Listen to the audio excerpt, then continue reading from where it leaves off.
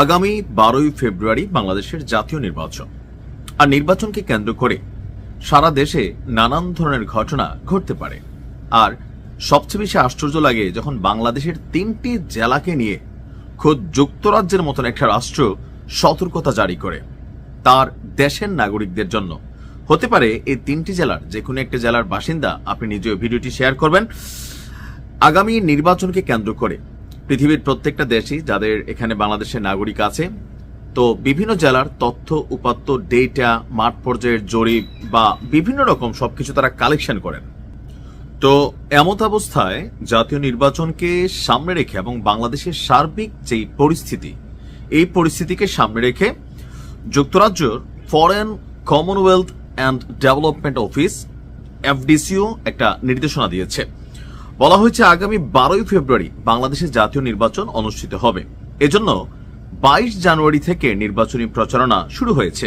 এ সময় বেশ কিছু এলাকায় জরুরি প্রয়োজন ছাড়া ভ্রমণের বিরুদ্ধে পরামর্শ দিয়েছে আপনার যুক্তরাজ্য। বলা হয়েছে পার্বত্য চট্টগ্রাম বরাবরই উত্তাল একটা জায়গা, বিশেষ করে গেল কয়েকদিন আগে সেখানে নানান ঘটনা ঘটেছে।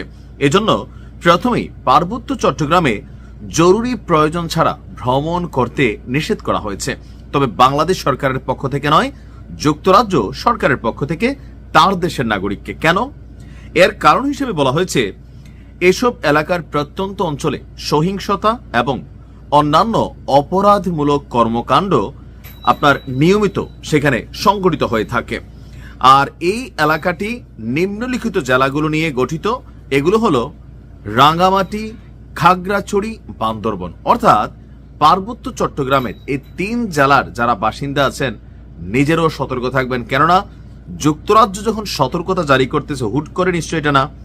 আর এই 3টা জেলায় আমরা জানি দেশি বিদেশি যেই বাংলাদেশ বিরোধী শক্তিরা আছে বা বিভিন্ন গোষ্ঠীরা আছে, এই অঞ্চলগুলো যেহেতু পাহাড়ি এলাকা বা গহীন জঙ্গল এরিয়া, এর ভেতরে নানান ধরনের অপরাধমূলক কর্মকাণ্ড নিয়মিত হয়। অপহরণ, গুম, খুন, ডাকাতি, নানান ধরনের অপরাধ হয়, যেখানে আইন শৃঙ্খলা বাহিনীও তাদের কাছে বিভিন্ন সময় অসহায় হয়ে পড়ে। সো যুক্তরাজ্যের নাগরিকদের জন্য আমাদের ভিডিওটা না, আমাদের ভিডিওটা হচ্ছে বাংলাদেশের যেসব নাগরিক এই 3টি জেলায় আপনারা বসবাস করছেন সেখানে ভ্রমণের ব্যাপারে একটু সতর্কতা থাকবেন। নিজেরা যারা বাসিন্দা আছেন তারাও সতর্কতা থাকবেন।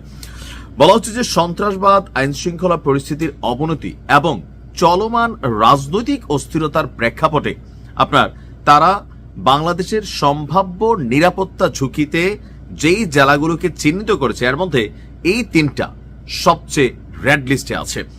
বলা হচ্ছে যে এই সময় সন্ত্রাসীরা হামলা চালানোর চেষ্টা করতে পারে এবং এসব হামলা নির্বিচারেই ঘটাতে পারে এবং বিদেশি নাগরিকদের যাতায়াতের স্থানও তাদের লক্ষ্য হতে পারে। টাকা পয়সা, যেহেতু বাংলাদেশ আইন শৃঙ্খলা পরিস্থিতি অনেকটাই অবনতি ঘটেছে এবং কি সিস্টেম ঠিকমতো এখানে ফাংশন করতে পারছে না। শরীফ ওসমান হাদির হত্যাকাণ্ড হয়েছে, এদের খুনিদেরকেই খুঁজে পাওয়া যাচ্ছে না। অস্ত্র লুট হয়েছে, এগুলো এখনো উদ্ধার করার কি বলা হয়েছে সম্ভব হচ্ছে না। তো সবকিছু মিলিয়ে একটা অস্থিতিশীল পরিবেশ বাংলাদেশে বিরাজ করছে। আর এই সম্পর্কে যুক্তরাজ্য তাদের রেড অ্যালার্ট জারি করেছে 3টি জেলার উপর। তা আমি মনে করি যারা আপনারা ওই এলাকাগুলোর মানুষ আছেন চোখ কান খোলা রাখবেন এবং আমরা সরকারের দৃষ্টি আকর্ষণ করব যারা ওই এলাকার বাসিন্দাদের জন্য সেখানের নিরাপত্তা আরো কঠিন করা হয়। ভালো থাকুন। আসসালামু আলাইকুম।